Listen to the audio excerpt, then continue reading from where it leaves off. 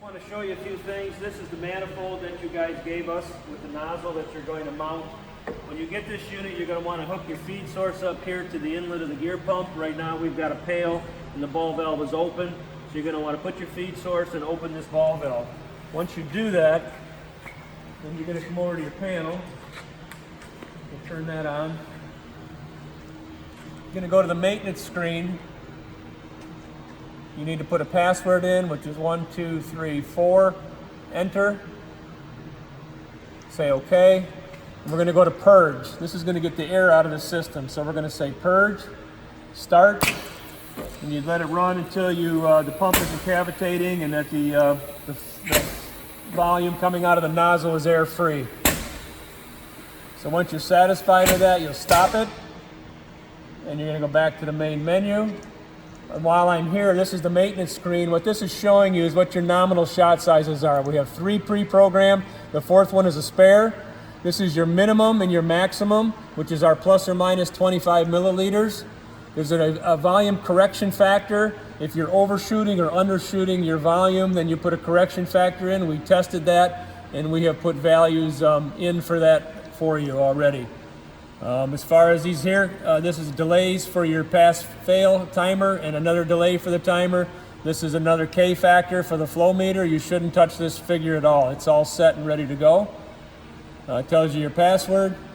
This is also a calibration screen, which again, it's nothing you should have to, you don't want to touch that at all either. It's in case you change flow meters, which you're not going to do. So don't worry about that screen. So really, there's nothing you need to do here. I just want to show it to you. You go back to the main menu. If you're in auto mode, you would put auto, obviously. Manual mode is what we want to do.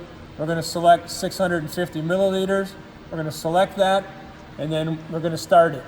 Once we start it, you see the volume indicator over here. When it reaches the volume fill, it automatically stops, tells you what you just dispensed. So we dispensed 0.8 cc's less than we're supposed to, which is well within the tolerance. If you want to repeat that shot one more time, you put repeat, start it again, and you'll get it again. You can see it's in progress. We can e-stop if we want to. We don't want to. And once it fills, you'll see it says pass, cycle complete. If we were to be out of tolerance, it would say fail. This would say fail in red. And that's pretty much it. You can go back in manual and select a different shot size if you wish. And you can run to 700 if you want to.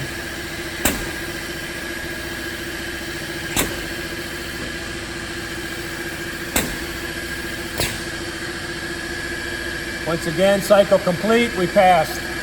Other than that, I want to point out that this flow control right here, this is how you adjust the speed of the oil.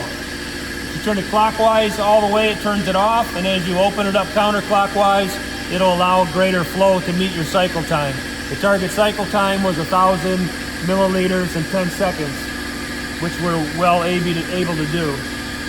This is a bleeder to bleed the air out of your gauge. You probably should do that the first time you get it, because this can trap air over here up to the gauge and let you monitor your gauge pressure as well, or your system pressure. And that's about it. You also can manually start off of this button that says repeat the same volume. Instead of pushing start on the screen, you can push start here. It's 2 of the same. So you're able to start your system either way.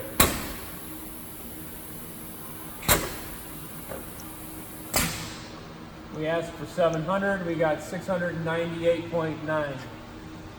So let's go back to here. You'll also note if you go to auto mode, it's waiting for a nozzle in position signal from you guys, which we don't have. So right now we can't go any farther with this screen than what we got. So that's pretty much it. Also, you have indicator lights for if the shot passed and when it's in progress and if it failed. Those are also outputs you can capture in the panel. Also, I want to point out one other thing back here. And this is your main air, which we got set at about 80 PSI right now here. And then this is the air to your pump. Right now it's at 0 because we have no air to our pump. What did we preset that at? We set that at 80 also. So that's your regulator for your diaphragm pump.